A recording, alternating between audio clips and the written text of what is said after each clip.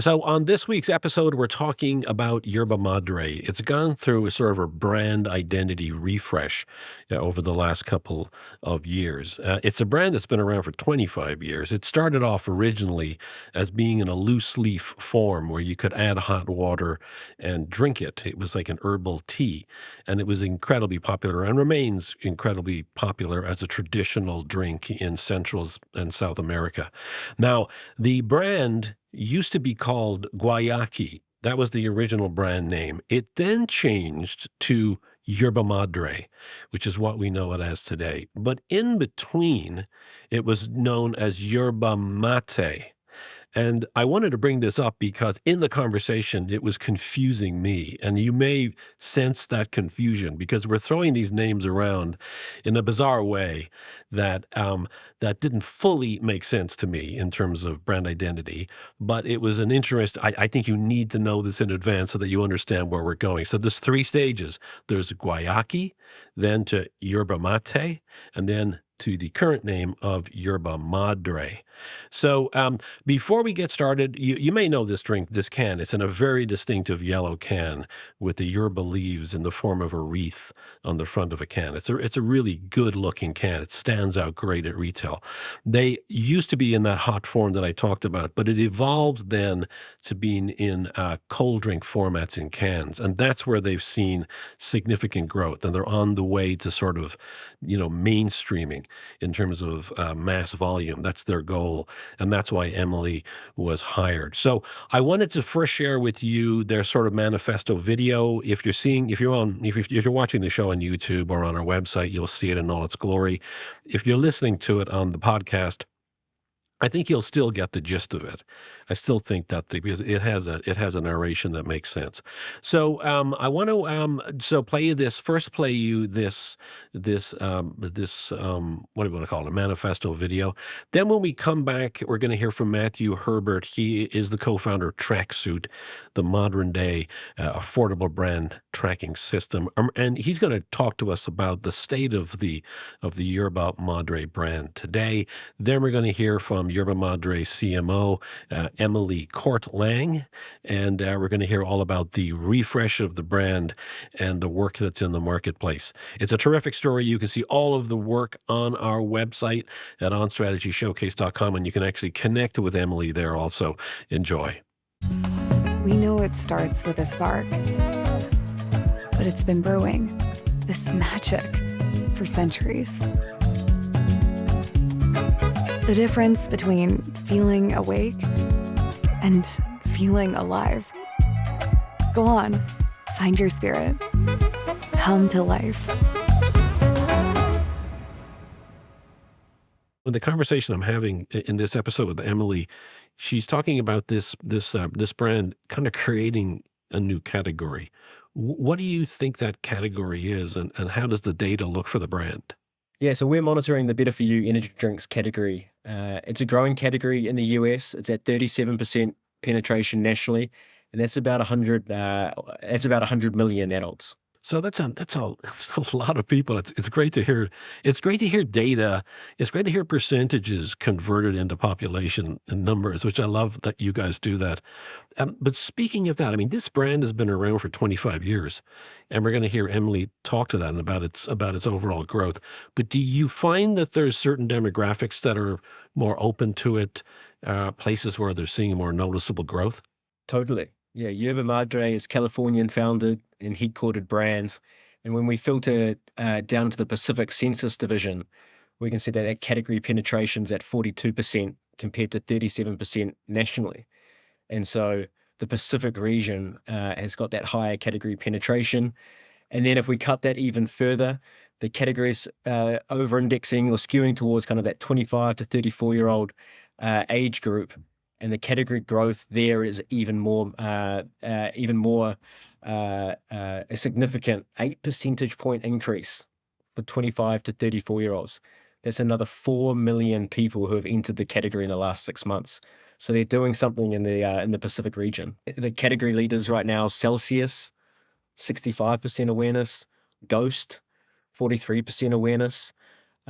Celsius has that lead on preference, and so that's the job: is continue to fight in that niche, but then at some point continue to break out. And I think we've seen that with Poppy and Olipop going from better for you soda into the soda category. Now you have these better for you energy drinks, whether it's caffeine, whether it's not. As a brand, we know our specifics or the niche that we're going after, but then you take an objective view as what's the share of wallet that we're looking at, and there's different ways of tracking and monitoring. It is Matthew Herbert, co-founder of Tracksuit. Thank you, Matthew. We're going to be hearing now, this is my interview with Emily Kortlang, CMO, Yerba Madre. She's in Los Angeles. Enjoy. It's great to have Emily here to talk about this brand. I actually, Emily, just tasted the brand, the product for the first time. I was in Hawaii about a month ago. I was thirsty, and I normally don't sort of reach for things in the beverage case because I have this thing with caffeine that freaks me out, gets me all jittery. Yeah, a lot of But people I had do. one of yours, and I drank the whole thing, and it tasted great. And then I looked at the can, and it actually had a little bit of caffeine in it, this variety of it, but I Yep. didn't feel a thing. So that was the first time I got to taste the product. So it gets my endorsement. So it is great to have you here to talk about Do you know it. which one you had? I don't remember the flavor, Okay. but it was really good. Yeah. But the thing is, everything tastes really good when you're really thirsty. Everything And I was tastes on good this in Hawaiian Hawaii. island. Yeah, it tastes good in Hawaii. Let's talk about the business. Tell us about Yerba Madre business and the background. So the history of the brand is like 30 years old. And I think it was way before its time when the founders started this business to have a mission, purpose-driven business at the core of it. I think it's more relevant and more true today of businesses, either they're post-rationalizing and becoming more impact-driven, or businesses are truly like conceptualized or initiated from a mission, position of purpose. But 30 years ago, this was like before Facebook, like that's how long ago it was. People weren't even using emojis on their phones yet. And is that the way Yerba, people refer to it? Do they skip? Because I read something that said that people just talk about it as yerb. yeah, Is that So- shorthand now? it is. It's like the cultural term the kids use for yerba mate. So yerbs, yerba. And I think it's evolved because of the lack of affinity to our original brand name, Guayaki, because it was hard to pronounce, hard to remember. People have to fill the missing gaps with words of their own, and they just came up with yerbs and yerba. Yeah. And that's a benefit to us as a business because it becomes a category term. It's kind of like And Band-Aid what is the Vaseline. category that you're in? It's a very good question. So we're in the yerba mate category. So we are creating a new category within the beverage set. And this is a shift in the caffeine paradigm. And this is a way for people to experience, there's 6 forms of caffeine in the world, and we're one of them. And so this is, its own new category. But yerba mate's existed for centuries. So it's not new, but it's new to the US market in terms of the beverage set. So if for people who are listening, what would you say, or whom do you compete against? We sit in the tea set in terms of the aisle that we sit in beverage. And that is our closest kind of metaphor from a product perspective, as again, because I said it's brewed, but scientifically we aren't from the tea product. But who do we compete with in terms of if we're going to grow this category, who do we still share from? Caffeine's huge in the US. 9 out of 10 adults are probably consuming caffeine on a daily basis and getting it from various sources. You're either using energy drinks, or you're drinking tea, or you're drinking coffee, you're drinking matcha, you're drinking green tea. So I guess we're another source of caffeine. It's an all-natural product with all natural ingredients. Everything's grown. It's all organic. We're also working on regenerative organic, which is like the gold standard of organic.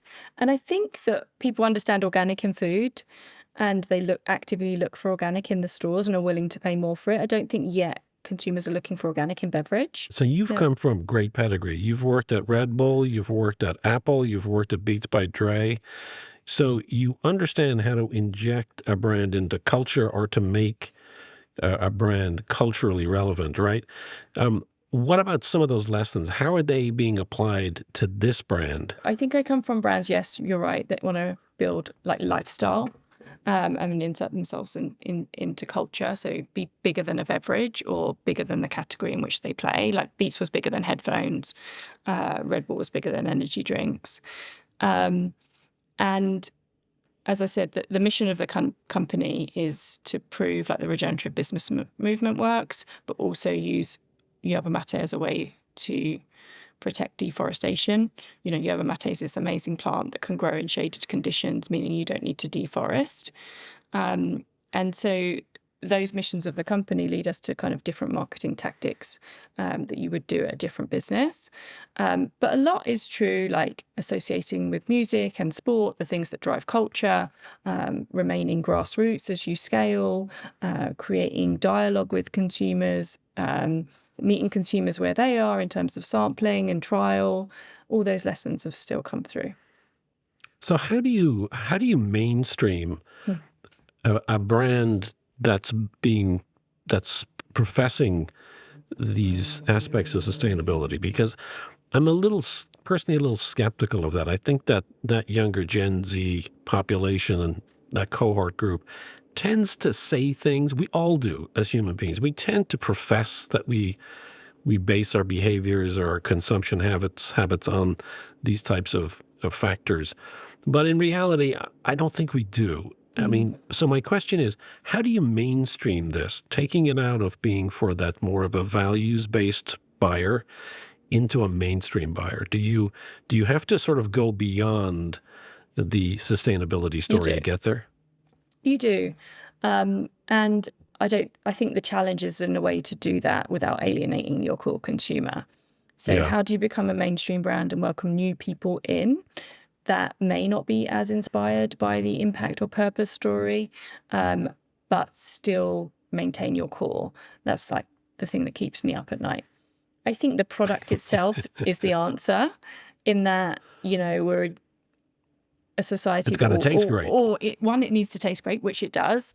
And I don't know, we launched Water Melody yesterday, and the feedback has been phenomenal in terms of the taste. Like, we're getting better tasting drinks all the time, because we know that taste drives consumption, it drives trial, and it drives repeat purchase, and it drives loyalty.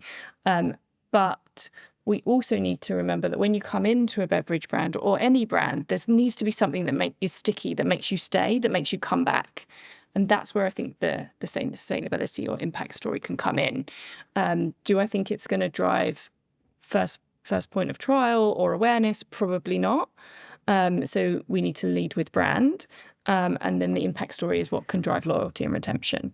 But then there is this subset of consumers, so you can divide your mix where you can target them specifically with an impact story, because they are voting with their dollars, they are label readers, and they are choosing products that are B Corp and that are fair for life and fair trade. But they're under 30% of the overall demographic. You mentioned that brand is a big part of driving yourself into the mainstream. How would you define and describe the brand in terms of comms? So for us, it's made up of three things. We've got our product proposition, which is about being alive versus awake. That for us means that, like, who we're competing with and synthetic energy drinks or the other ways to get caffeine. As you talked about yourself with how your own body reacts to caffeine. You've got the jitters, sometimes it affects your sleep, sometimes it affects your stomach. You've got this high and this low. Our product is altogether different. There is caffeine, but it's a different feeling. It's more euphoric, it's more zen, you're kind of tuned in, but zoned out. What does that mean, though? I love that distinction between alive and awake. That's great. Help me understand. It's more euphoric. It's more zen. Meaning that you wanted to mean that in terms of a brand that's what image, people tell or does us. it have? Oh, it has a physical or almost. So tell us about that feeling that people claim to get. Well, you tell me. How did Well, I you have no feel? idea. I just felt good. I just There felt you refreshed. go. You felt good. But I would have felt the same way with water or with a Oh, poppy. that's unfortunate. You know what I mean? Yeah, why don't you just take but that tell bit me- out? Yeah, but I mean, is that the truth that the ingredients? Yeah, there's a in compounding this effect of ingredients. There's polyphenols, there are that antioxidants. literally Yes. it really will impact how you're feeling mentally Yeah, so or people physically talk and about, physically. and we're working through what the claims are around this, both from a scientific perspective and from a consumer claims perspective. This is the next frontier, I think, of product marketing and product evolution. But people say it's the euphoria of chocolate. it's the antioxidants of tea, and it's the caffeine strength of coffee. And those three things are the compounding effects are what makes you feel like a euphoric feeling.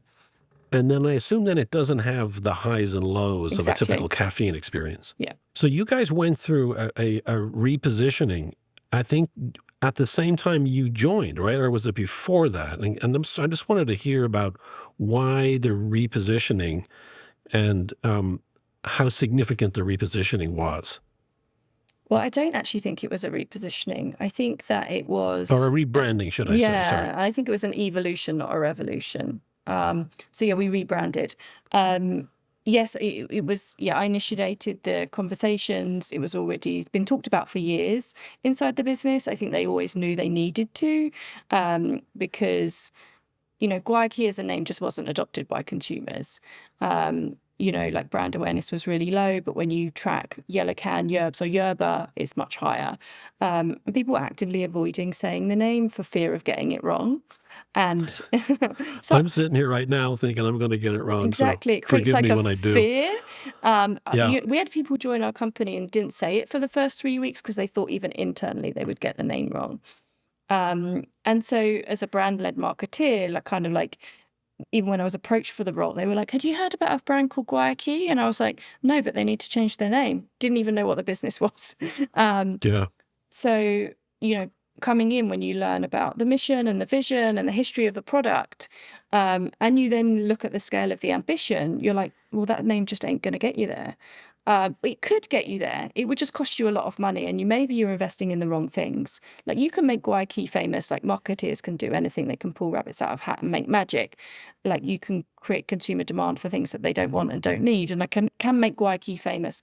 But it would have been really hard, and it would have cost a lot of money. We'd have been investing in the wrong things, because it Yes. wouldn't be telling the purpose story or the product story or the category story, or the, you know, it wouldn't be doing all the things that we need to do as a brand and a business. So there was appetite, because I think they'd had these conversations before, but never had the impetus to do it. And I think I created the spark, which said, you know, a new name will lead us on a new path.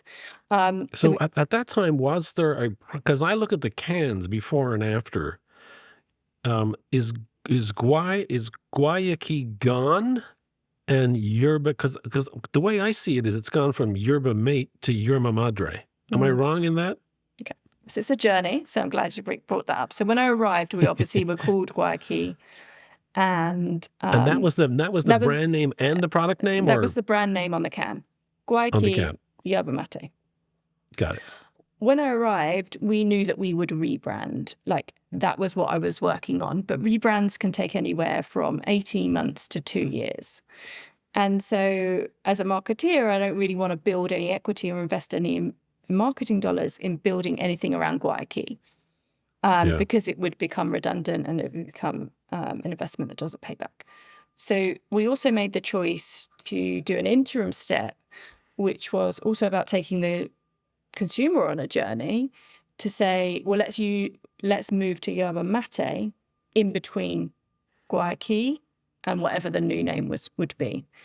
It was an interim step which allowed the product to stay the same inside the can, but also the outside be as similar as possible to the old can. So it was like a staged exit of the name. So we moved to Yerba Mate in between finding our new name. One, so we couldn't build any more equity in Guayaki because I thought it was wasted dollars, but two, to take consumers on a journey. And so it also gave us category leadership and category ownership in the meantime, because you become synonymous with the category. How did you guys initially break into college campuses? Because my understanding is that's where you made an awful lot of progress in the early years. How was that done? Was it through partnerships? Was it through sampling? How did you do that? I think it was through the consumer. I think the consumer there adopted us, and then we just fueled it. I think that there was an affinity towards the mission and the vision, especially on these campuses in the West Coast with the environmental studies, etc. That they were the consumers that do vote with their dollar, and that, you know, those kids all go home for the summer, and then they take the yellow can with us, and it created this movement. And when we I think back in the day when they saw this movement, they wanted to create a community out of it. And so the team started an app, which was called Ambassadores. I just call it ambassadors because my Hackney company accent just can't do the Spanish thing. Yeah. And they started an app where these Yerba fans, Yerba consumers could live online and hang out with each other and, create shared experiences. And then how do you leverage that community? Because it's Carefully, because yeah, I would think so, right? Are you able to leverage it, or how do you try and extend that? Is it And so, is it yeah, something my you've been conundrum is, actively do you want it to grow? Like, do you want quantity to go up but love to go down? And I think my answer is no. So I think the amount that we've got at the moment feels right. Our job is to leverage them in a way where they feel like it's true to the intentions of the community.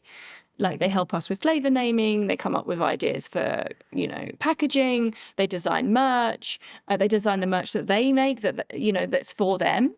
And so they really want to be involved in the brand. But we also take big strategic challenges to them. Like they were thoroughly involved in the rebrand. These are the consumers that are passionate. These are the ones that can pronounce guayaki and write it and say it. And yeah, so to yeah. change the name for them is a big deal.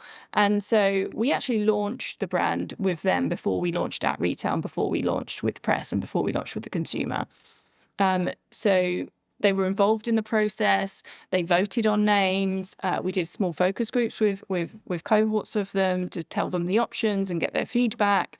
And then when it came to actually telling them the name, it was about sharing, not convincing. So we did family meetings, which is very much in line with how you'd experience the gourd. Families get together every day and have a gourd circle and talk about their feelings and what's going on in the day. And the gourd really brings people together.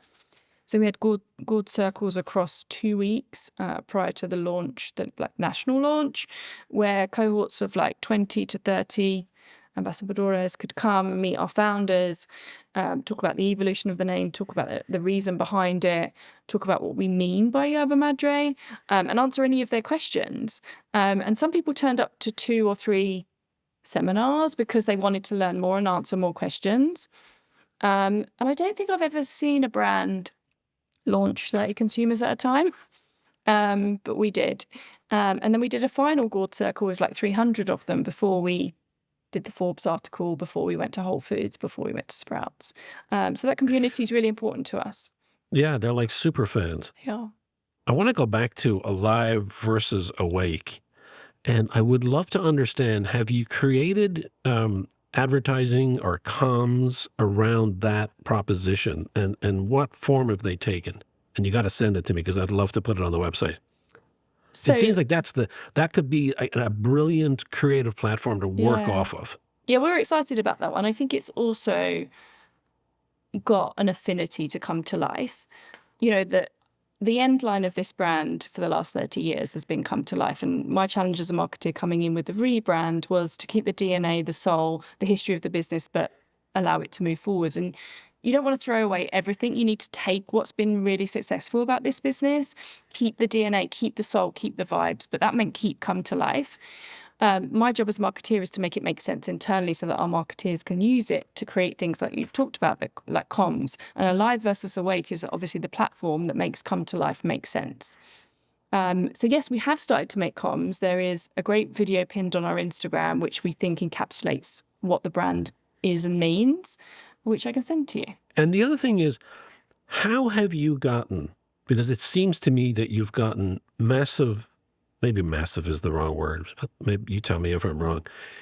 You seem to be ubiquitous. The stores that I visit, you're always in there. Mm. How have you gotten there without what I think of as a big brand campaign or a big marketing campaign? It seems that you've grown through distribution and sort of a presence that you've gotten with either the promise of a huge audience or maybe the reality of a huge audience. How would you describe it? I think it's threefold. I think one, we've got an amazing chief commercial officer and chief distribution officer. Both came from Red Bull, so built brands quickly with distribution. Yeah. 2 is the actual product itself. Like when you meet the buyer and they try the product and it tastes great, they have the feelings and you talk about the benefits. And then that fits into their insights of the way the categories are moving in terms of better for you, better for the planet, low sugar is moving, functional beverage is moving. We're playing in all the right places, so the conversations with the buyers to open new doors are easier. I'm not saying they're always easy, but they're easier. No, here I get it. And then You got a third, good hit rate. it's the velocity. You put this thing on the shelf and it sells. It's a yellow can, it stands out, it's got like a beacon within a store. It's also within sleepy tea. So it's igniting a stale category. Our product can also sit within functional. It can also sit in better for you alongside like Poppy and Olipop, etc. So yeah, where you've seen us in multiple places, it's because our product spans multiple categories and can, from a consumer standpoint, sit in multiple aisles. Also can sit alongside kombucha. So when you look at the sort of the rebrand and tracking the progress of that rebrand, how do you go about doing that? And what are the most important attributes that you track that mean the most to you in terms of signaling the progress that you want to see? So we'll use all the traditional things. Like I look at brand awareness pretty much every day. We're working with a new provider called Tracksuit that I really like. It's a dashboard that's constantly updated. So we're looking at how brand awareness is going from a top of mind perspective.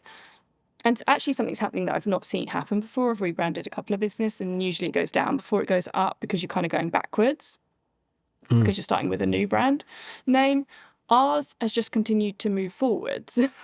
And I think that's because people are post-rationalizing Yerba Madre and this affinity to Yerba Mate and been like, well, I didn't know the old name. Yerba Madre, Right. I remember, and it's close to Yerba Mate. So I've always known that. Has it always been a yellow can, or was that always part been a of yellow the? can.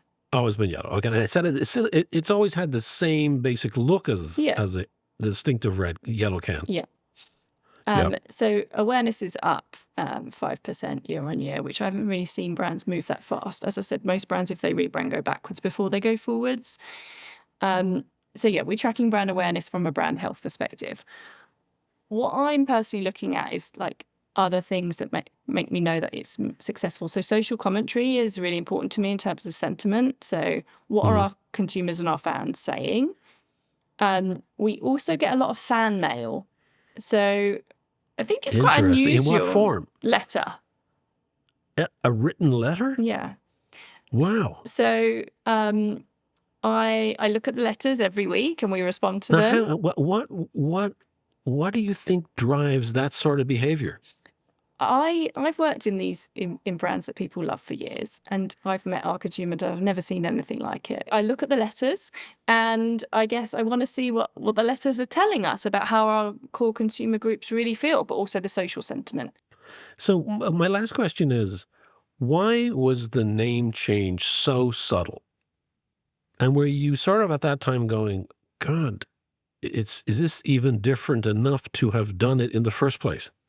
But as I said, I think if we'd come up with a different name, but we thought it was the right name for the brand and the business, but wasn't subtle, we would have chosen it. It was just an add-on that it was subtle.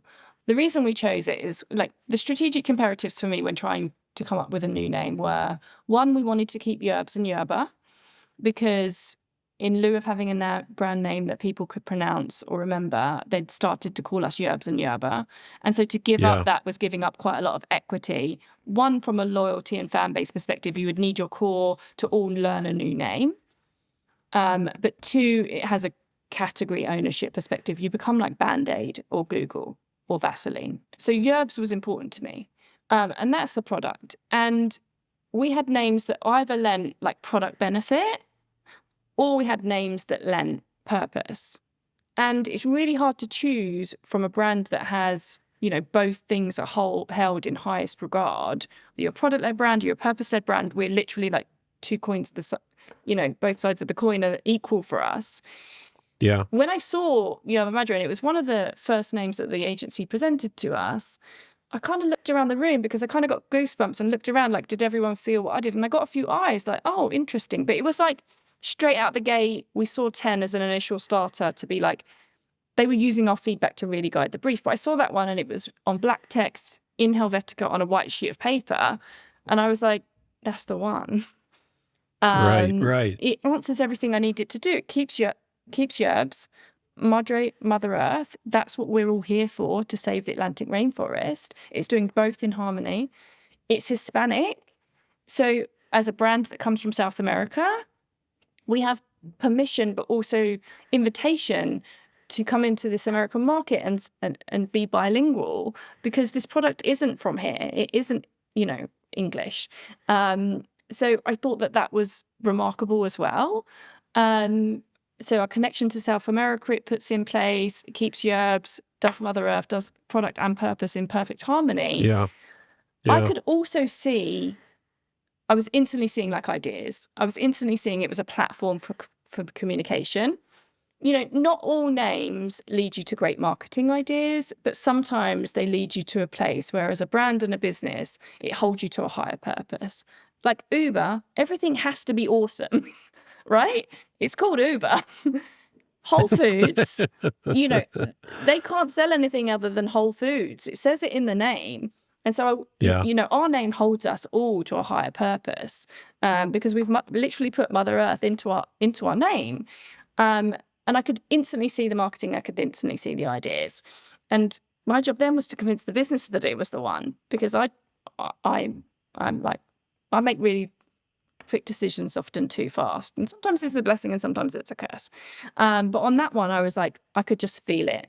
And, my next 11, 12 weeks were to try and convince the business that was the one to go for. And we had to put like parallel path, other options. You need a plan B. But I was willing to hang my job on that name. I knew it was the one.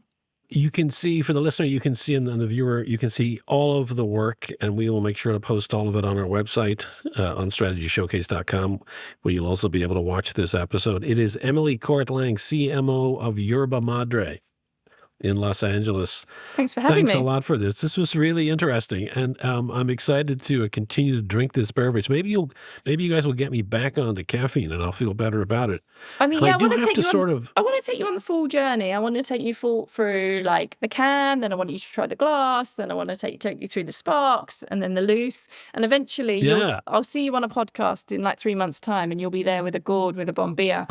Okay, cool. Because you don't expect it to happen, but I see this journey that people go through all the time. They ever start on the gourd and then migrate to the can, or they start on the can and they migrate through the products, because when it becomes like part of your life, people are willing to like give it a go. Thank you so much for your time. Thanks for doing this. Awesome. Thanks for having me. Sorry about the bin man. And sorry about the bin man, but that was okay. We can hopefully our genius editor can pull out some of that. Thanks for doing this. Appreciate your time. All right. Thanks. See you later. And we'll see everyone on the next episode.